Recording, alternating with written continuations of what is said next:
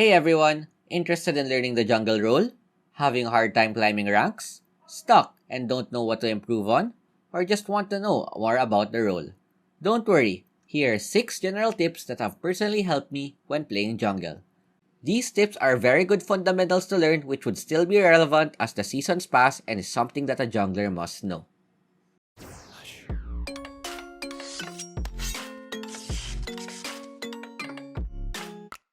My first tip is ganking. Knowing how and when to gank is the number one thing you need to learn about jungling. Ganking is the most important concept, especially in solo queue, because just knowing how and when to gank can easily win you games. In a solo queue environment, it is more important to gank rather than to farm your own jungle. Successful ganks would not only put you and your laner ahead, but it will also put your opponent behind since he would not be able to get golden XP while he is down. Another advantage is that you could camp a lane, tilt your opponent, and get the mental advantage. The most basic form of ganking is going for overextended lanes. If you see the opponent overextend or is about to overextend, it is a signal that you should go and punish that lane. In this example, I just finished my red buff and I'm currently doing Krugs. While taking Krugs, I am looking around the map, especially my minimap, to see where my opponents are. As I check the map, Fiora is overextended in the bot lane and there may be an opportunity where I can gank. As I finish the Krugs, there are 2 things that I could do. Number 1 is that I go for my Raptors, which is the normal play, or number 2, go bot side and try to punish the extended Fiora. In this example, I went for the overextended lane, saw the Yasuo fight, and helped him win the duel. This was important because if I didn't go on the gank, there's a high chance that Yasuo would die solo to Fiora. Now, not only do I get a kill, but I also help our BR lane get the lead that he needs. Most of the time, this works, especially in lower ranks because the opponents don't ward as much. There are other ways to gank depending on your champion and the situation, but I will explain the different ways in a separate video. For now, experience is your best teacher and just keep ganking to get first-hand experience and learn how to get a successful gank. This concept can also be used for counter ganking wherein you place yourself in the mind of the opposing jungler. If you see your own bot lane extended, and you see the opposing jungler in the bot side as well, chances are that he will gank your bot lane. What you could do, especially if your laner doesn't want to listen, is for you yourself to go bot and wait for the enemy jungler. Once he shows, you should have the element of surprise in order to punish. If pulled off successfully, both you and your laner will be significantly ahead. This concept is harder to pull off, but it is more rewarding once you're able to do this. This leads to my second tip, which is all about pathing. In the higher ranks, jungling is more about hitting proper timings. The most efficient pathing is when you can farm your camps into a successful gank with little to no time wasted going around the map. The reason why efficient pathing is important is because the longer you go around the map doing nothing, the more time it gives the opposing jungle to be able to farm and have the experience lead, which is a big advantage when it comes to the objective fights. In this example, I initially wanted to farm my bot camps. After looking at the map, I decided against it and opted to path topside instead. The reason for this is that I would want to gank the Olaf lane. If I went to other lanes, chances are their Shen will ulti and my gank will not be as successful. Therefore, I went for the top clear instead. While clearing my camps, I would always look at the state of the top lane and see when is the best time to go. After clearing the Gromp, I saw that Shen and Olaf are both low on HP and this was the perfect time to gank. With this information, I used my sweeping lens to check for any wards and went straight for the top lane. I used my second skill and ultimate and was able to secure the kill.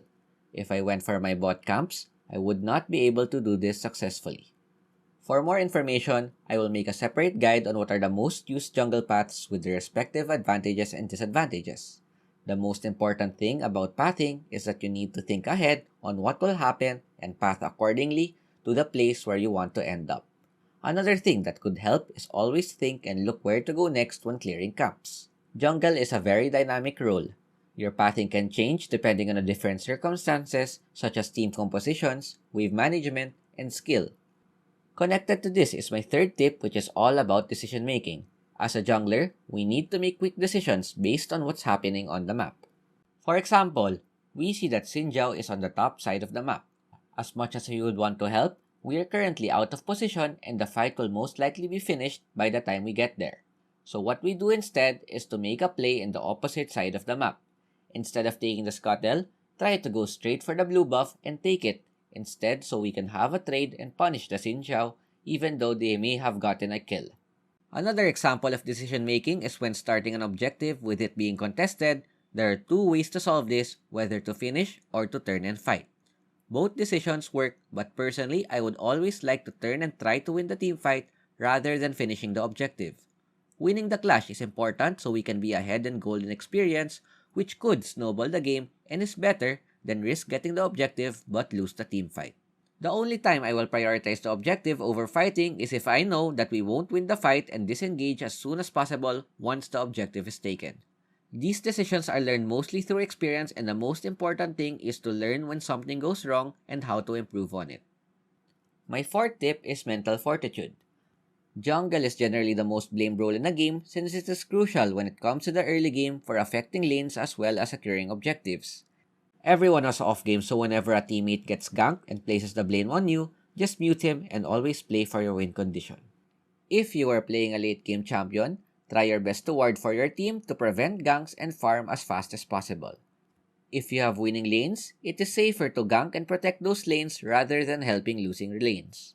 In some cases, you could also help losing lanes, but only if you are ahead in the game. Being a jungler needs a strong mental game since you are more focused on the map rather than laning. Personally, this tip is the hardest to practice because there are games where your teammates do not want to listen and win. In these games, it is important that you don't let them affect the level of play, and if you get tilted, the chances of making a mistake will increase, which will make winning games even harder. Personally, if I go on a 3-game lose streak, I will stop playing and do other things before playing again.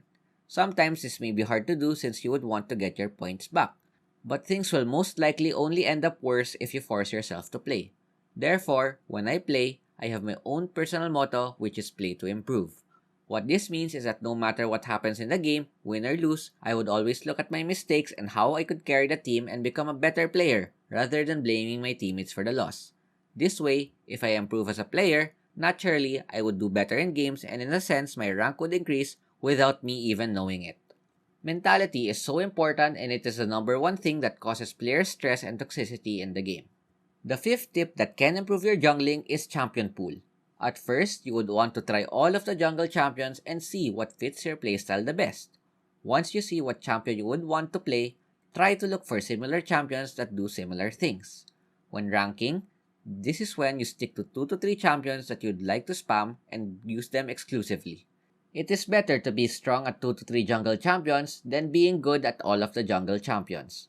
My reason for this is that you only play one champion per game, and in a solo queue environment, you'll always be matched with different players, so it will not be likely that all of your jungle champions will get banned. Focusing on being strong to 2 to 3 jungle champions will also increase the odds of winning the game since you are comfortable and have spent some time practicing with those champions. One thing to note is that if you want to improve your jungle gameplay, the best champion to practice this is by knowing how to play Lee Sin. Lee Sin is the best all-around jungler and is a good way to gauge if someone is good at jungling because it involves a lot of mechanics, creativity, and decision-making needed to use the champion. It is important to learn how to gank effectively, hit skill shots, and make plays when playing Lee. Personally, if you master the mechanics on how to play Lee Sin, all the other junglers will be a lot easier to use because they involve less mechanics. Only expand your champion pool once you are very confident to play your main champions and would like to learn someone new.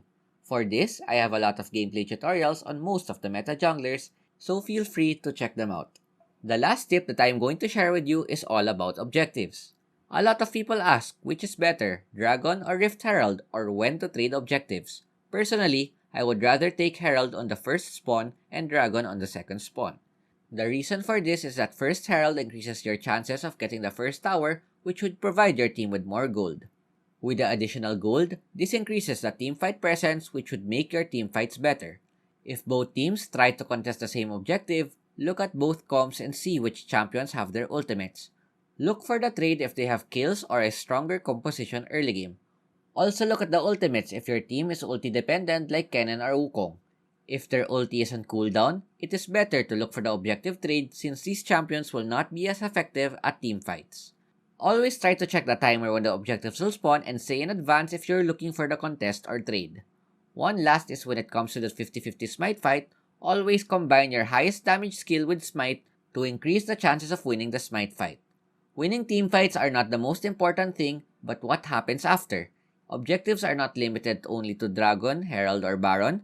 These can also include towers and the main objective, which is the Nexus. As a jungler, you do not have to contest every single objective. Sometimes it's better to trade and have a better chance winning the game. Always think of how you can take objectives in a cleaner manner rather than all-inning in a 50-50 smite fight. The only time you would like to take 50-50 smites if your team is behind and you need a means of coming back into the game. If you are ahead, try to avoid these types of fights and use the objectives as a means to bait your opponent and ace them before taking the Dragon or Baron. These are the 6 tips that have personally helped me improve as a jungler. Always remember, these are only tips that I could give. It is still up to you if you would like to apply these or not. There are probably other concepts that I have not yet tackled, but for me, these are the most important things that you should know as a jungler. If you enjoyed my content and would like to support the channel, feel free to subscribe. Also, drop a comment on which tip helped you the most and if there are other tips that you would like to share to our fellow junglers. Hope you guys enjoyed and I will see you guys next time. Thanks for watching. Ciao, ciao. I'm finally facing it all, fearless.